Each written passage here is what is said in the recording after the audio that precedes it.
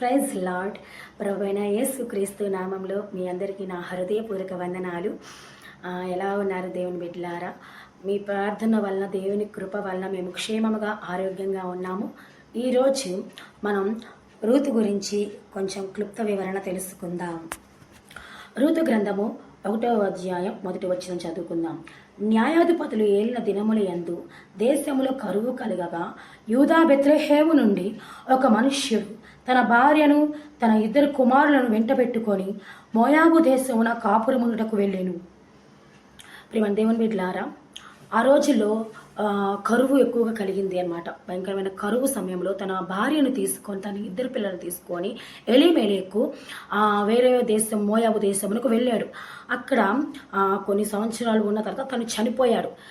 Naomi భర్త చనిపోయిన తర్వాత తను 2 కుమారులను అక్కడే కొంతకాలం కాపురం ఉన్నారు. అయితే మోయాబు దేశముకు సంబంధించిన మోయాబు స్త్రీలను వాళ్ళ కుమారులకి ఇచ్చి వివాహం జరిపించటం అయినది.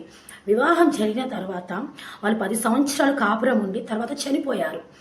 చనిపోయిన తర్వాత తన 2 కోడండ్లు ఇలా పెన్మిటి, ఇలాగే నయోమి పెన్మిటి చనిపోయాడు. తను విధవరాలు, అలా కోడండ్లు విధవరాలు అయ్యారు.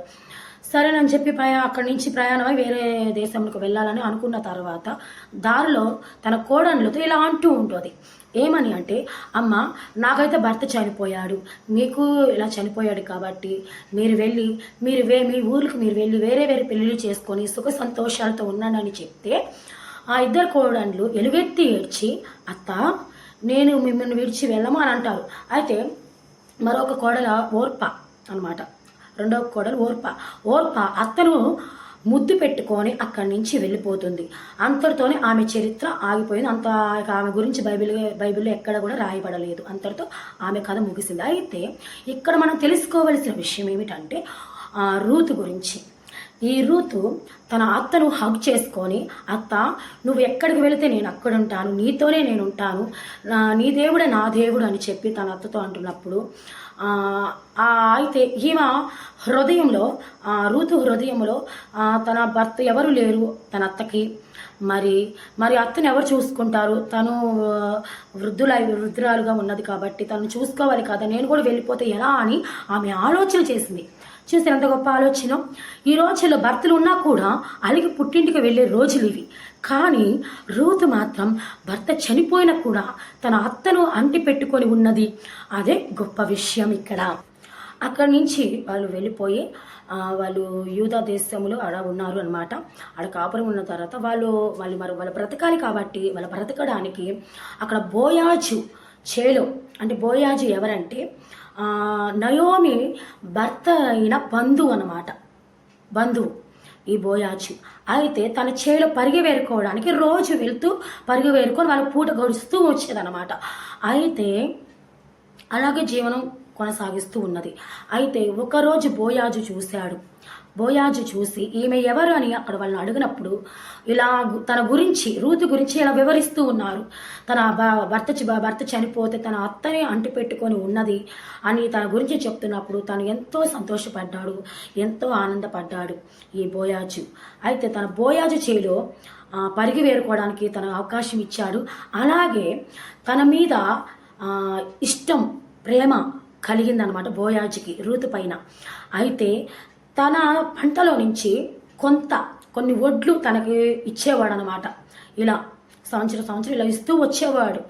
అయితే ఒకరోజు తనకి అలాగే కొంతకాలం జరుగుతున్న సమయంలో నేను పెళ్లి చేసుకుంటానని రూతుతో చెప్పినప్పుడు తన అత్తతో ఇలా చెప్తూ ఉంటుంది, ఇలా వివరణ.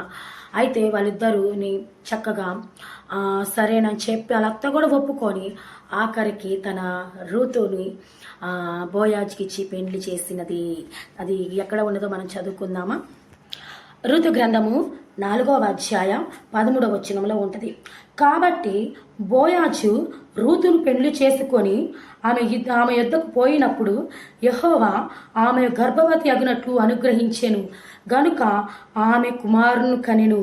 అప్పుడు స్త్రీలు, ఈ దినమున నీకు బంధువుడు లేకుండాయెను, యెహోవా స్తుతి నొందును గాక, ఆయన నామము ఇశ్రాయేలు ప్రకటింపబడును గాక. హల్లెలూయా. తనను పెళ్లి చేసుకున్న తర్వాత అక్కడ కాపురం ఉన్నారండి. అయితే తనకు వంశము పుట్టిన తర్వాత ఆ వంశములో నుంచి దావీదు వచ్చాడు. హల్లెలూయా. ఎవరి వంశంలో నుంచి? బోయాజు వంశంలో నుంచి దావీదు కూడా ఆ వంశం నుంచి వచ్చారు. అది మత్తయి సువార్త 1వ అధ్యాయం కానీ చదివితే మనకు అంత అర్థమవుతుంది. అంటే ఎవరి వంశం ఎక్కడి నుంచి వచ్చినది అనే విషయం గురించి క్లియర్గా చక్కగా రాసి ఉంటుంది. ఖచ్చితంగా బైబిల్ చదవండి, మీకు అర్థమవుతుంది. నేను కూడా అందుకే మీకు ఎక్కువ వివరించి కాకుండా షార్ట్ కట్లోనే మీకు తీసుకొచ్చాను కాబట్టి మీరు కూడా బైబిల్ గ్రంథంలో పూర్తిగా చదవండి. మీకు చాలా క్లియర్గా ఈ బైబిల్ అనేది చాలా క్లియర్గా అర్థమవుతుంది. మరి చూశారు కదండి, మరి ఆ స్త్రీ రూతు ఆ అత్తను అంటు పెట్టుకొని ఉన్నది. తను వెళ్ళి తను బ్రతకొచ్చు కదా, కానీ బ్రతకలేదు. కానీ ఆ అత్తనే కనిపెట్టుకొని ఉన్నది.